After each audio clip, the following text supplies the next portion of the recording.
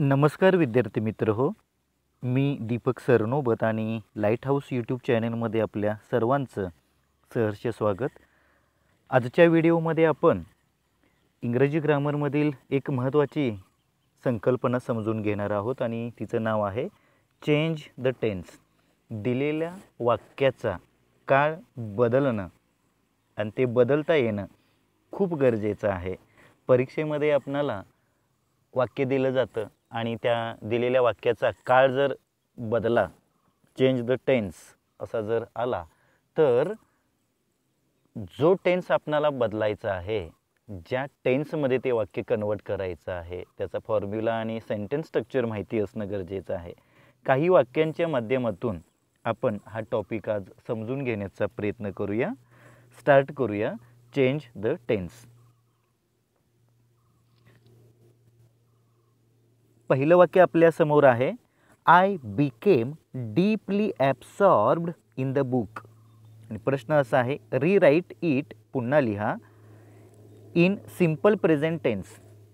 साधा वर्तमान काळ वापरून हेच सेंटेन्स काय करा, पुन्हा लिहा.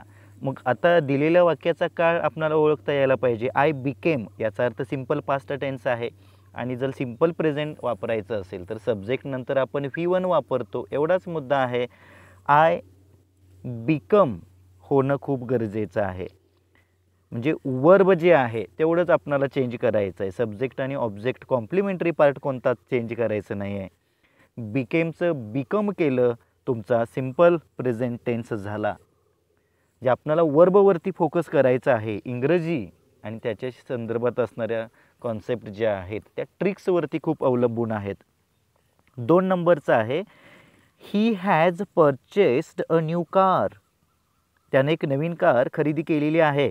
आता हॅज प्लस V3 याचा अर्थ प्रेझेंट परफेक्ट आहे आणि कोणता काळ करायचा आहे, rewrite it in past perfect tense. आता प्रेझेंट परफेक्ट आणि पास्ट परफेक्टमध्ये फारसा फरक नाही आहे, फक्त हेल्पिंग वर्ब चेंज होत आहे. हॅव आणि हॅजचा वापर प्रेझेंट परफेक्टमध्ये केला जातो आणि त्याच्याऐवजी फक्त हॅड आपणाला इथं वापरायचं आहे. तुमचा पास्ट परफेक्ट टेन्स होऊन जाईल. आपल्या डोळ्यासमोर ते सेंटेन्स आहे, he had purchased a new car. काय बदल केला आहे, हॅजच्या ठिकाणी हॅड वापरलेला आहे. आय हॅव असतं तर साहजिकच आय हॅड झालं असतं. जे काळ बदलणं खूप सोपं आहे. आपणाला काही ठराविक मिनटं लक्ष द्यायला हवं. शी वॉज ड्रिंकिंग मँगो ज्यूस. अपूर्ण भूतकाळामध्ये पास्ट कंटिन्युअसमध्ये हे असणार सेंटेन्स आपणाला सिम्पल फ्युचर टेन्समध्ये कन्वर्ट करायचं आहे. आता सिम्पल फ्युचर टेन्समध्ये नेमकं काय आहे हो, सब्जेक्ट नंतर त्याला अनुसरून शाल विल आणि त्यानंतर क्रियापदाचं पहिलं रूप. याचा अर्थ शी नंतर आपणाला विल वापरायचं आहे आणि क्रियापदाचं पहिलं रूप वापरायचं आहे. याचा अर्थ she will drink mango juice. She will drink mango juice हे सिम्पल फ्युचर टेन्समधलं सेंटेन्स झालं. चौथं सेंटेन्स पाहूया. The company had provided a special training to its employees. कंपनीच्या एम्प्लॉईजना एक विशेष असं प्रशिक्षण, ट्रेनिंग जे आहे ते प्रोव्हाइड केलेलं होतं. आता हे पास्ट परफेक्टमध्ये आहे. आपणाला काय करायचं आहे, प्रेझेंट परफेक्ट कंटिन्युअस टेन्स करायचं आहे. प्रेझेंट परफेक्ट कंटिन्युअस टेन्समध्ये हॅव बीन आणि हॅज बीनचा वापर केलेला असतो आणि त्याच्यासोबत ING स्वरूपातलं वर्ब असतं. याचा अर्थ इथं आपणाला द कंपनीला अनुसरून हॅज बीन आणि प्रोव्हाइडिंग असा उपयोग करावा लागेल आणि उत्तर आपल्या डोळ्यासमोर आहे. The company has been providing a special training to its employees. हे झालं प्रेझेंट परफेक्ट कंटिन्युअस टेन्सचं उदाहरण. पुढचं, we are playing football on the school playground. म्हणजे स्कूल प्लेग्राऊंडवरती आम्ही फुटबॉल खेळत आहोत. प्रेझेंट कंटिन्युअस झालं. आपल्याला पास्ट कंटिन्युअस टेन्स वापरायचं आहे. ॲक्शन तीच आहे, फक्त पास्ट टू बीज वापरायचे आहेत. एम इज आरच्या ऐवजी वॉज वरचा वापर करायचा आहे.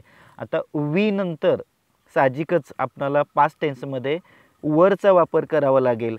एवढाच बदल करायचा आहे. We were playing football on the school playground.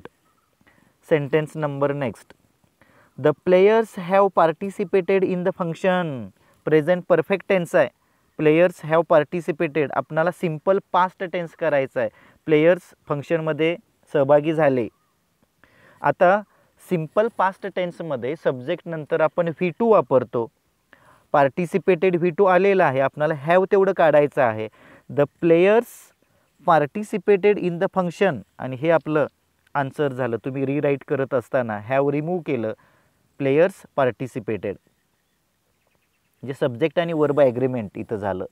त्याच्यानंतर पुन्हा या स्लाईडवरचं तिसरं सेंटेन्स आहे. The teacher tells very interesting story. आता साहजिकच वर्बला यस प्रत्यय आहे, याचा अर्थ सिम्पल प्रेझेंट टेन्स आहे. टीचर टेल्स आपणाला फ्युचर परफेक्ट टेन्स करायचं आहे. जर तुम्हाला फ्युचर परफेक्ट टेन्स करायचं असेल मित्रांनो तर शॅल हॅव आणि विल हॅवचा वापर फ्युचर परफेक्टमध्ये केला जातो हे आपल्याला माहिती पाहिजे. आणि परफेक्ट टेन्स असल्यामुळे V3 वापरावं लागतं. आता टीचर नंतर शॅल हॅव येणार नाही. I shall have, we shall have ठीक आहे. टीचर आपल्याला विल हॅव आणि त्याच्यानंतर टोल्डचा वापर करावा लागेल आणि उत्तर असं येईल the teacher will have told very interesting story. यामधलं शेवटचं वाक्य तेच आहे. The teacher tells very interesting story. पण तुम्हाला आता प्रेझेंट कंटिन्युअस टेन्समध्ये हे सेंटेन्स कन्वर्ट करायचं आहे. पुन्हा लिहायचं आहे. आता प्रेझेंट कंटिन्युअसमध्ये आपल्याला एम इज आर आणि V+ING हा फॉर्म वापरावा लागतो आणि त्याला अनुसरून the teacher is telling very interesting story अशा पद्धतीचं वाक्य बनवावं लागेल. जे ही सेंटेन्सेस बनवत असताना आपणाला एक मुद्दा लक्षात आला असेल की सब्जेक्टला अनुसरून त्या काळामध्ये कोणतं वर्ब वापरलं जातं. हेल्पिंग वर्ब आहे, मेन वर्बचा वापर कसा केला जातो. या गोष्टी जर आपल्याला माहिती असतील तर ॲडव्हान्स लेवलला आपल्याला कुठेही अडथळा येणार नाही. या प्रकारच्या प्रश्नावरचा आपला मार्क जाणार नाही. त्यामुळे जी सेंटेन्सेस आपण पाहिलेले आहेत ते आपल्याला साहजिकच समजली असतील. हा व्हिडिओ आवडला असेल तर लाईक करा, चॅनल सबस्क्राईब करा, तुमच्या मित्रांच्यापर्यंत हा नक्की पोहोचवा. Thank you very much.